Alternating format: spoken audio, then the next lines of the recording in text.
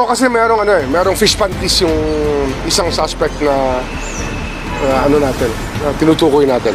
Bali, yun ang ating ground zero natin sa start, from the start.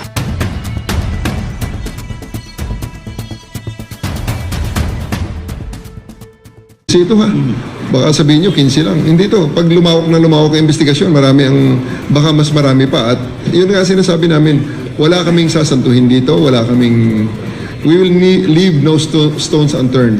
Kahit na dumami, ang pinaka-importante rito is mabigyan ng hustisya ang mga biktima at pangalawa, ma-cleanse na rin ang organization, ang PNP, sa mga ganong klaseng mga personal. Marami tayo. Hindi ko na siguro isa-isahin. Basta marami sa kanila is nasa support units, may mga galing sa region, may mga sa APC. So, may mga iba-ibang mga units sila. Okay? So, ina-account natin at may mga, lahat sila active. May isa is, except for one due for retirement at 3 na dismissed. Dati na dismissed ang identified ng mga pangalan na yan. O yan is, hindi nga natin to, we are leaving no stones unturned here. May, aside sa Taalik, may mga iba pang mga ina-identify ang iba nating mga witnesses kung nasaan posibleng didispose ang mga katawan, allegedly didispose ang mga katawan, ito missing sa Bungeros. At ito ay hinahanap namin. Ito ay pinupuntahan at well, may sinasabi, sinunog.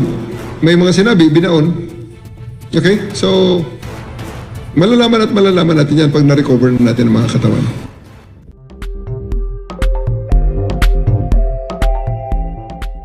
Hingin ho muna namin ang inyong reaksyon sa 5 kasong inihain ng negosyanteng si Atong Ang labang sa inyo ngayong araw. Gusto ko lang malaman kung ano yung kinaso niya. Yung katulad, may isang binanggit niya na extortion daw. Sa katunayan, 4 days ago, yung si Atty. Carol, nakasama niya, nagpadala ng sulat niya na recantation para pirmahan ko kapalit ng 500 million halaga. Ngayon, binaliktad niya dahil hindi ko tinanggap, dahil hindi kaya ng konsensya ko at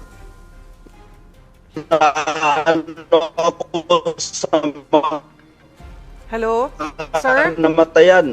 Sorry. Kaya sabi ko, kung fake billionaire ko daw, sinagot ko lang na gano'n ang nangyari, na extortion ang ginawa niya sa akin, na sa katunayan may black and white na recantation na binigay sa akin para papirmahan, para baliktarin lahat ng sinasabi ko. Mr. Atong Ang, yan lang masasabi ko sa iyo. Huwag ka magtago sa katotohanan. Alam mo to, ikaw mismo nag-utos sa akin at ikaw mismo ang nagsabi dyan sa grupo ng mga pulis na iligpit na yan. Paano mo sabihin na hindi ko alam? 15 years, almost 15 years na tayo nagsama. Bakit sabihin mo, ako pa ngayon nagsisinungaling? Mr. Atong Ang, ano nangyari kay Chavit noon? Na ginulo mo, napatayin nyo rin. Tingnan mo, nagulo rin ang buhay mo. Ngayon, kumuha ka pa ng witness na yung nagbitbit sa missing sa Bungero, yung nakapula kanina na sa likod mo, na si Rogelio Toto Burican, at saka yung nakasombrero na naka-white, na si Rodelo Anigig, sila ang bumitbit na nakuna na binalita sa Channel 7. Para alam mo lang, magtago sa palda ng nanay mo, Mr. Atong Ang. Okay, 5 kaso po ang inihain sa inyo. Yung sinasabi natin na extortion, ang sinasabi nyo po ay mayroong idinraft na recantation na para pirmahan nyo. At pag pinirmahan mo yon ay bibigyan ka ng 500 million? Ganun po ba yon? Mayan, hindi kaya ng konsensya ko at pamilya na dito ang pinag-uusapan. Pero ang sinasabi ho nila ay kayo ang nangingikil sa kanila at 300 million pesos at nag-iikot daw ho kayo para nga doon. At mayroon din daw silang mga pruweba and mga messages and pieces of evidence na makapagpapatunay na kayo ay nangingikil. Nakakatawa naman, isang bilyonaryo, isang makapangyarihan na tao, kikilan ko. Ubod ng sinungaling yan, Sirel. Alam mo na yan. Kaya katulad ng sinabi ko kanina, ang ganyang mga witness against sa akin, yun yung suspect na bumitbit ng dalawa ng nawawalang missing sa Bungero. Yun yung si Rodelo Anigig at si Toto Roger Burican. Yung nakapula kanina, yan yun. Kaya kong patunayan at mayroon akong lahat ng sinuot niyan at may tato yan sa paa. Kahit tingnan nyo yung video, may tato sa paa yan si Rogelio Toto Roger Burican. May naganap ba talagang transaksyon, usapan o text messages na maaaring magpaliwanag sa pagitan ninyo ni Mr. Ang? Kailan kayo huling nakapag-usap? Nakakahiya sa ilabas niya. Kung totoo yung sinasabi niya, ilabas niya. Wala akong simula noon na tinatawagan niya ako na nagmamakaawa siya sa akin. Simula noon na nirecord ko ang mga sinasabi niya, hindi na yan tumatawag sa akin at hindi na nagtitext kasi gagamitin ko against sa kanya yung mga sinasabi niya. Kailan ito nangyari? Kailan lumapit sa'yo, kailan ka tinawagan? A day before, nung nalaman niya na mayroon akong nireport sa DOJ, nalaman niya, nakiusap niya sa akin na doon, mahal na kita bilang anak na kita. Sunduin kita sa airport, ako na mismo magsundo sa iyo, ayusin natin to. Kailan ito? Kailan ito, Don?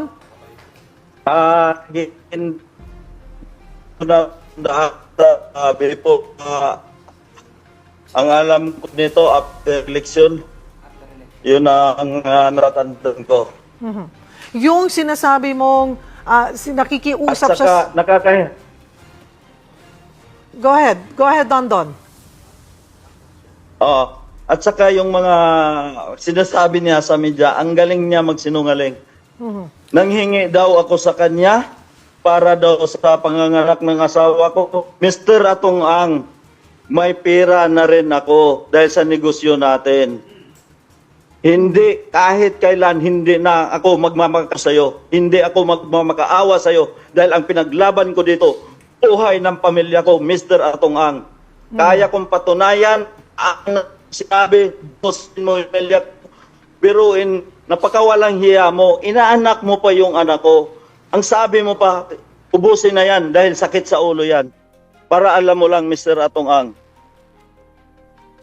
Noon hong sinasabi nyo na nilapitan ka, paanong paglapit, paanong pakiusap? Tinawagan ka ba ni Mr. Ang? Nagkita ba kayo? Nag-usap ba kayo sa telepono? Or mayroon kayong exchanges ng messages? Don. De, tinawagan niya ako. Kaya ko yun ipatrace doon yung Don? Alright, sorry medyo nag-freeze ka lamang.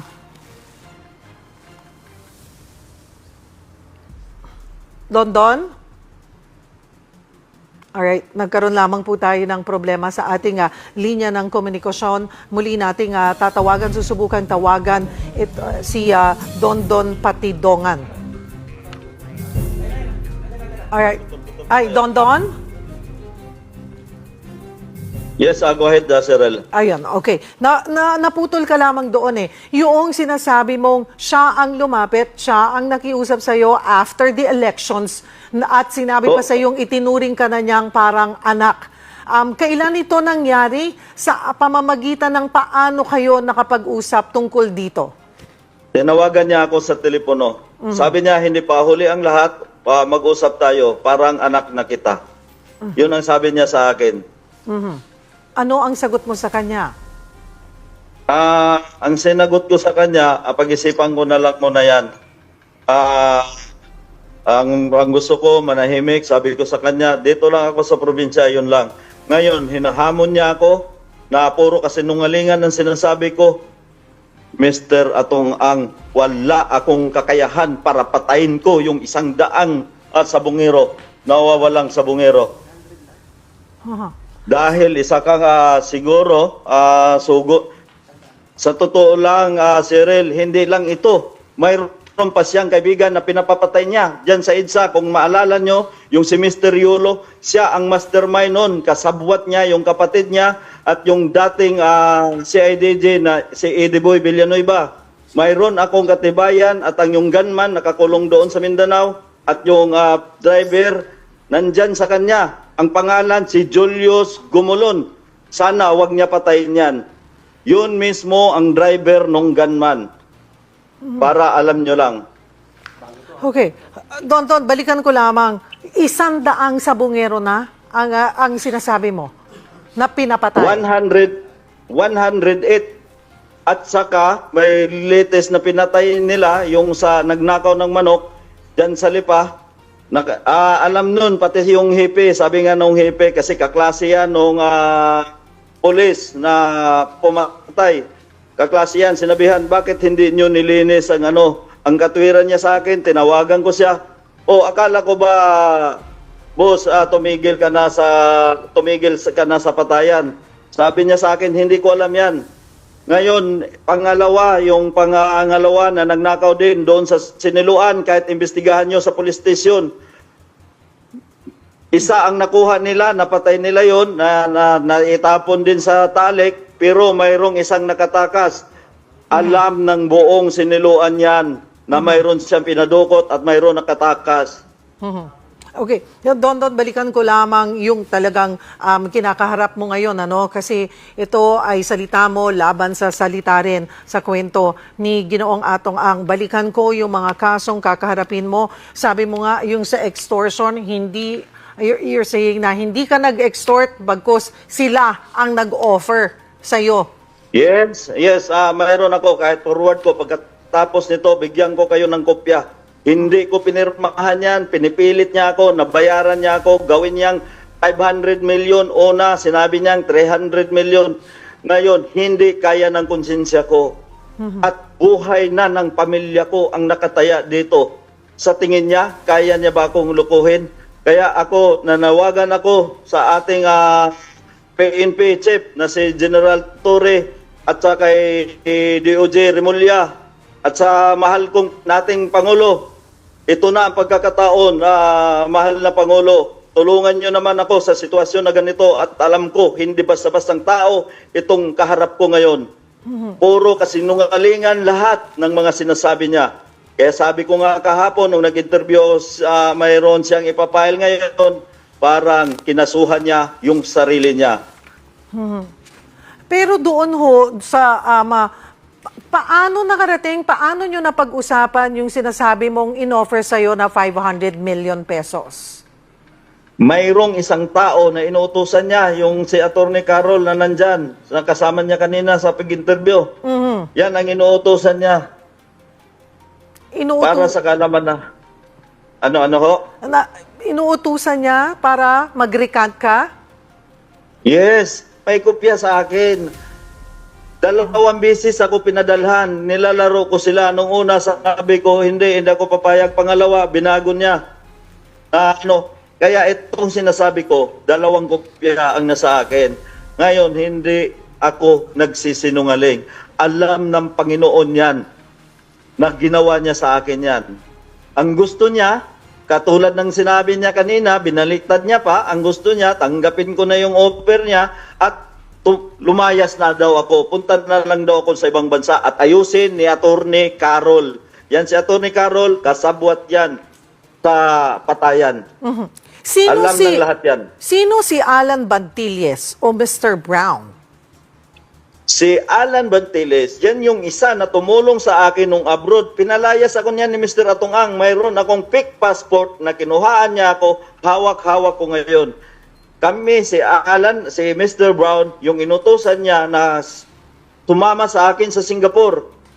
Ngayon, ginamit niyang tulay para makarating sa akin lahat ng gusto niya pangyayari. Kaya ngayon, mag-usap rin kami ni Mr. Brown na ganun ang ginagawa niya. Nakakahiya yung ginawa niya. So nakakausap or nakikita mo pa ba itong si Mr. Brown? Yes. Sa totoo, Cheryl, yan si Mr. Brown at saka si Mr. Atong Ang, magkakumpare kami niyan. Ninong yan ng anak ko. Ano ang susunod mong aksyon ngayon ngang 5 kaso ang isinampa sa'yo ng company Atong Ang? Nandiyan ang kabilang ang extortion, attempted robbery at homicide.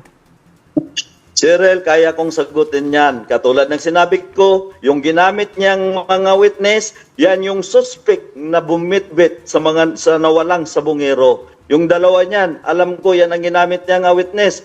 Si Rogelio, Toto, Roger, Burican, Bakla. At saka si Rodilo Anig-ig. Yung nakasombrero na pula, yan yun. Kahit tingnan nyo sa video, pag-aralan nyo, at kaya ko ituro, yung sa video ng Channel 7 na pinalabas noon, may tato sa kanang paa yan. Left or right na tato, basta nakita na may tato yan. Yung time ng kalakasan ng kainitan ng na ako ang pinagbintangan, na ako daw ang nagbitbit. Paano mo, sabi mo nga ay kaya mong patunayan, paano mo mapapatunayan ang involvement lahat nila? Cheryl, katulad ng sinabi ko, almost 15 years na mahigit ako sa kanya. Lahat ng sikreto niya alam ko dahil pinagtiwala niya lahat sa akin. Hindi ko magawa lahat ng sinasabi niya kung wala siyang utos. Isang ordinaryo lang akong tao, hindi ako katulad niya na kaya niyang pabagsikin ang gobyerno. Anong matibay na hawak mong ebidensya laban kina dito sa mga sinasabi mo na sangkot nga sa missing sa Bungeros? Dahil ako ang isa sa farm manager, lahat niyan. May video pa nga yan doon kay yung nawala sa Pablo, si John Lasco. May video pa ako dyan na hawak-hawak ko. Nung una nga, sayang yung mga cellphone ko na pinasunog niya. Nandun lahat yung mga tao kung paano katayin ng mga pulis. At lahat tinatawag niya sa akin, inuutos mismo niya sa akin. At ako mismo ang inabutan niya ng pira pagkatapos ng operasyon. Inaabot niya para gantimpala doon sa mga pulis na pumatay ng mga nawawalang sa bungero. Sinasabi nga nila na iba yung pag sinasabi lang or sinasambit. May mga matitibay ka bang maipapakita or ilalabas din na ebidensya na nagpapatunay dito sa mga nangyaring ito? Yes, mayroon ako. May mga butcher ako na binabayad dyan sa mga pulis na yan. May mga butcher ako. Ang mali lang nila, hindi lang nila nakuha yung butcher sa akin. May mga pizza, may mga taon. At may mga tao at may pirma kung sinong kumuha. At saan ko kinuha yung pira na yon at saan ang galing. Galing yan mismo kay Mr. Atong Ang. Doon sa sinasabi mong pinasunog yung mga cellphone mo, may mga ibang videos ka pa ba na ilalabas? May mga natago ka bang mga videos na mailalabas?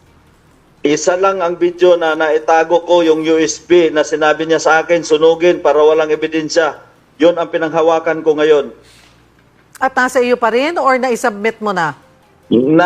May duplicate ako. Na-submit ko na yung isang duplicate, isang USB.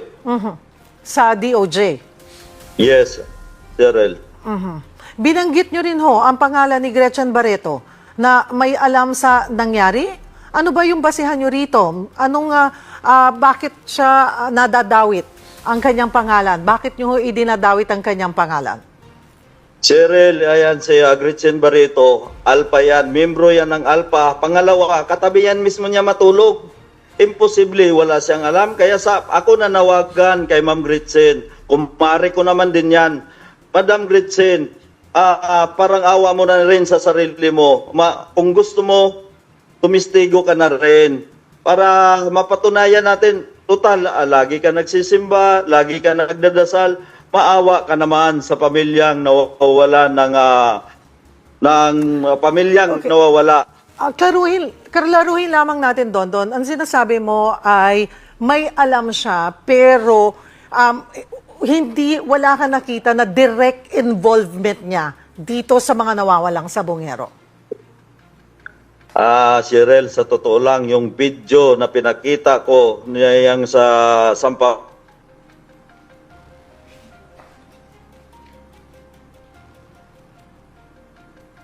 Don Don?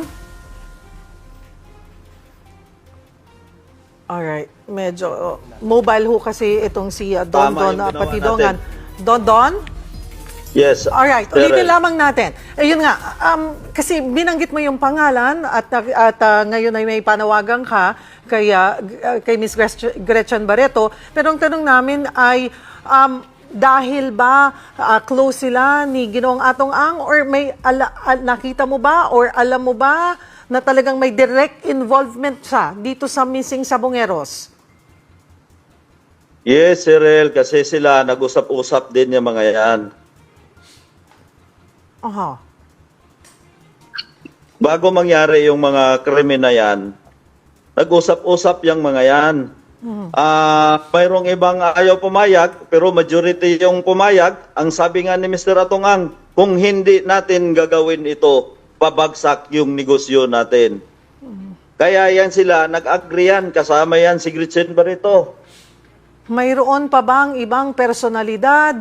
May iba pa bang kilalang tao na papangalanan o na involved dito? Politiko or iba pang personalidad? Cheryl, mamaya siguro pangalanan ko na yung mga pulis para marinig naman ni General Torre. Buhay ko na yung nakasalalay dito. Sa totoo lang, pinaliparan na ako ng drone. Alam ko kung sino ang...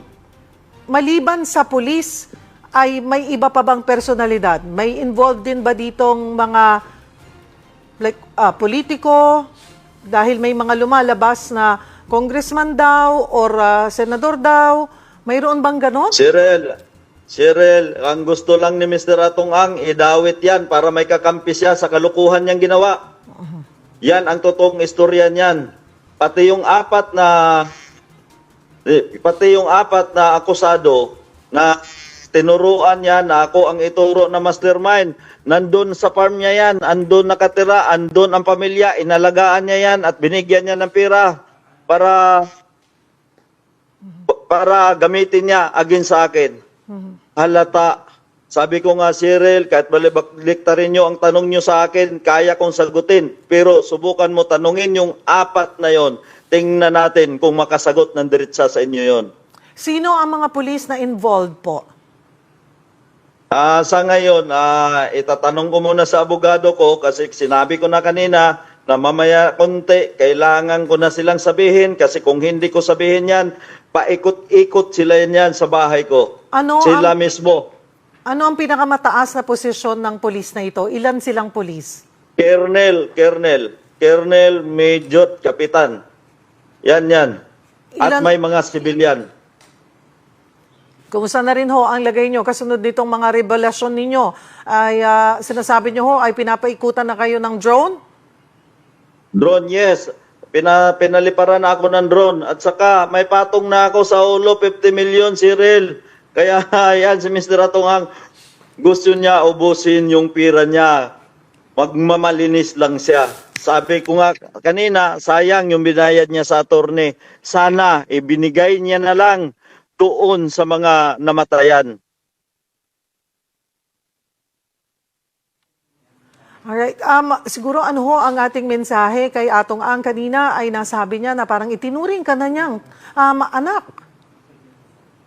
Yes, tinuring ko siyang tatay. Umiiyak nga ako sa harap niya pag may mga problema ako. Pero ang hindi ko matanggap, Cheryl, yung patayin niya buong pamilya ko. Okay lang sana na ako lang yung patayin niya. Tanggap ko yun. Pero ubusin niya yung pamilya ko, hindi ko matanggap yan. Katulad ng sinabi ko, inupiran niya ako ng pera para ayusin, hindi kaya ng konsensya ko natanggapin yung inoffer niya sa kanya. Sa ngayon, ako pa ang ginawa niya, nag-extort ako sa kanya, napakalaking tanga naman niya. Maraming salamat, Julie Patidongan.